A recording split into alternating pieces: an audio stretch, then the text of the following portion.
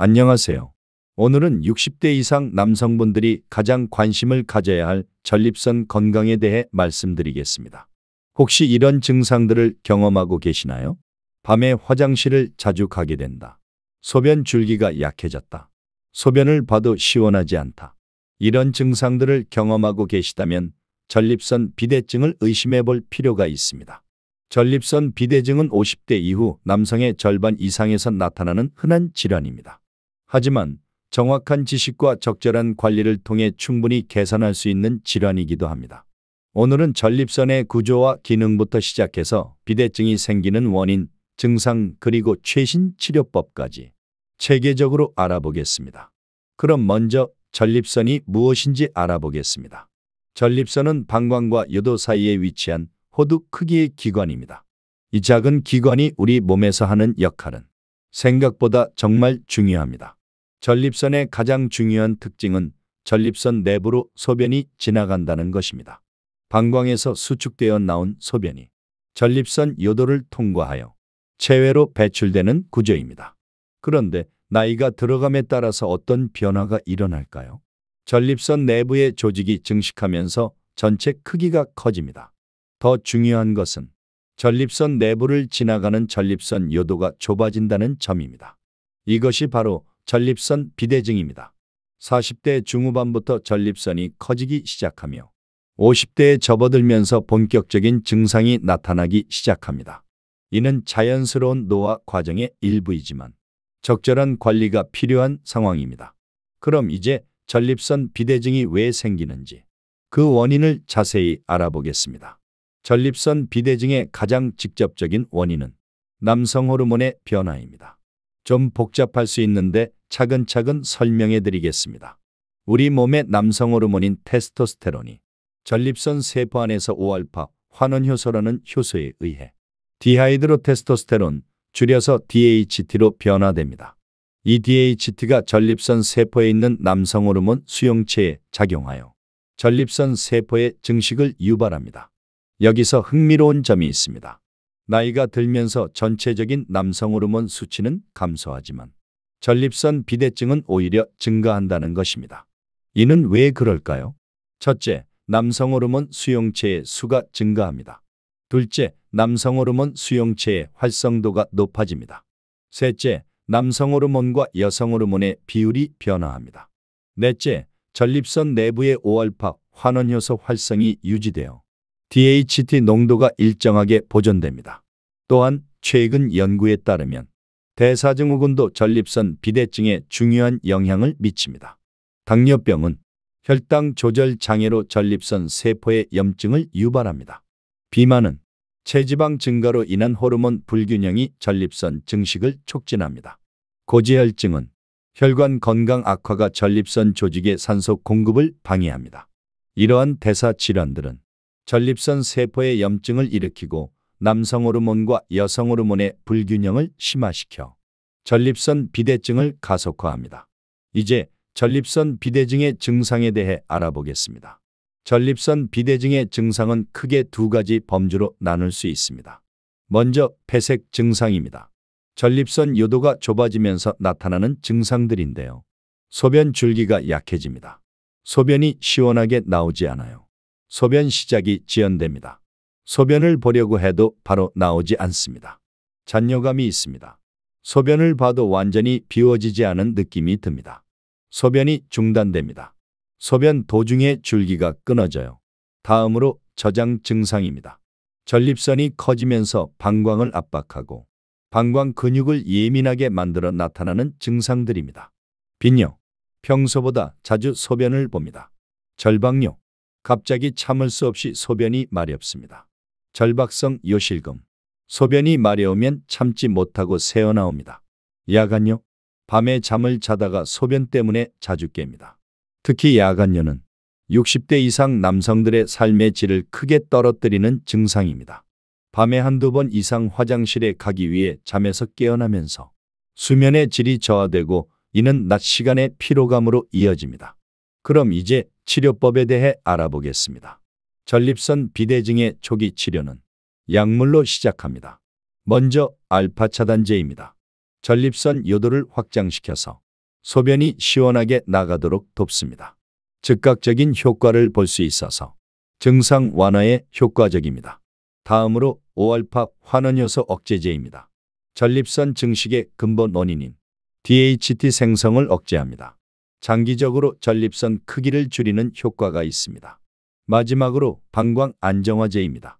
방광의 예민함을 줄여서 빈뇨, 절박뇨 증상을 완화합니다. 하지만 다음과 같은 경우에는 수술적 치료를 고려해야 합니다. 약물 치료에 반응하지 않는 경우, 약물의 부작용이 심한 경우, 전립선이 너무 커서 약물로 충분한 효과를 얻기 어려운 경우입니다. 전통적인 수술법으로는 터프TURP 경요도적 전립선 절제술이 있습니다. 요도를 통해 내시경을 삽입하여 전립선 조직을 제거합니다. 오랜 기간 표준 치료로 인정받은 방법입니다. 또한 홀랩 HOLEP이라는 방법도 있습니다. 레이저를 이용해 비대해진 전립선 조직을 완전히 제거합니다. 큰 전립선에서도 효과적인 치료가 가능합니다. 하지만 이러한 전통적 수술법들에는 한계가 있습니다. 수술 시간이 오래 걸립니다. 전신 마취나 척추 마취가 필요합니다. 회복 기간이 상당히 필요합니다. 그리고 사정장애 등의 부작용이 발생할 수 있습니다. 이제 최신 최소 침습 치료법에 대해 말씀드리겠습니다. 60대 이상의 환자들은 여러 기저질환을 가지고 있는 경우가 많습니다. 당뇨, 고혈압, 심장질환 등으로 인해 전신 마취의 위험성이 높고 수술 후 회복에도 더 많은 시간이 필요합니다. 이런 분들을 위해 개발된 것이 최소 침습 치료법입니다. 먼저 유로리프트입니다. 전립선 결찰사를 이용하여 전립선 요도를 확장시키는 방법입니다. 국소 마취로 시행 가능하고 사정 기능에 영향을 주지 않으며 빠른 회복이 가능합니다. 하지만 한계점도 있습니다. 전립선 크기를 줄이는 효과는 없고 전립선 중앙 부위가 발달한 경우에는 효과가 제한적입니다. 그리고 이제 가장 주목받고 있는 치료법을 소개해 드리겠습니다. 바로 리줌 리섬입니다. 2024년부터 국내에서 본격적으로 시행되기 시작한 최신 치료법입니다. 리줌은 수증기 에너지를 이용해서 비대해진 전립선 조직을 위축시킵니다. 전립선 캡슐 안으로만 바늘이 들어가서 정상 조직에는 영향을 주지 않습니다. 수증기 대류를 통해 선택적으로 비대증 조직만 치료합니다. 리줌의 장점들을 하나씩 말씀드리겠습니다. 첫째, 짧은 수술 시간입니다. 전립선 크기가 80g 미만인 경우 10분에서 15분 내에 완료됩니다. 둘째, 최소한의 마취입니다. 국소 마취로 시행 가능합니다. 셋째, 빠른 회복입니다. 기존 수술 대비 출혈과 통증이 현저히 적습니다. 넷째, 성기능 보존입니다. 사정장애나 성기능 장애가 거의 나타나지 않습니다. 다섯째, 실질적 치료 효과입니다. 시간이 지나면서 전립선 크기가 최대 40%까지 감소합니다. 리줌이 유로리프트보다 우수한 점들을 비교해서 말씀드리면 전립선의 양측뿐만 아니라 중앙 부위까지 치료 가능합니다. 전립선 크기를 실제로 줄이는 효과가 있습니다. 전립선 증식을 예방하는 효과도 기대할 수 있습니다. 치료 후 경과에 대해서도 말씀드리면 수증기 에너지 전달 직후 일시적인 염증 반응으로 부종이 생길 수 있습니다.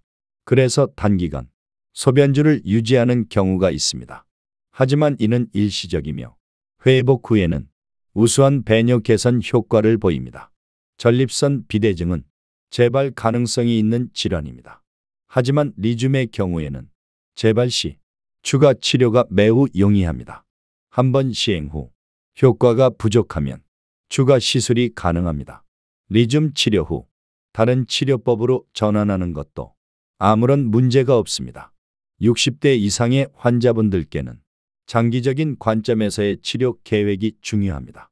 리줌과 같은 최소 침습 치료는 환자의 부담을 최소화하면서도 효과적인 치료 결과를 제공할 수 있어 고령 환자들에게 이상적인 선택지가 될 수 있습니다. 오늘 전립선 비대증에 대해 자세히 알아보았습니다. 핵심 내용을 다시 정리해 드리겠습니다. 첫째, 전립선 비대증은 50대 이후 자연스러운 노화 현상이지만 적절한 치료가 필요합니다. 둘째, 남성 호르몬의 변화와 대사증후군이 주요 원인입니다. 셋째, 폐색 증상과 저장 증상으로 나누어 이해할 수 있습니다. 넷째, 약물 치료부터 시작하여 필요시 수술적 치료를 고려합니다. 다섯째, 최신 최소 침습 치료법인 리줌은 고령 환자에게 매우 적합한 선택입니다. 전립선 건강은 60대 이후 삶의 질과 직결되는 중요한 문제입니다. 증상이 있다면 미루지 마시고 비뇨의학과 전문의와 상담하여 본인에게 가장 적합한 치료법을 선택하시기 바랍니다. 건강한 노후를 위해 전립선 관리에 관심을 가져주시길 바라며 궁금한 점이 있으시면 언제든 전문의와 상담받으시기 바랍니다. 감사합니다.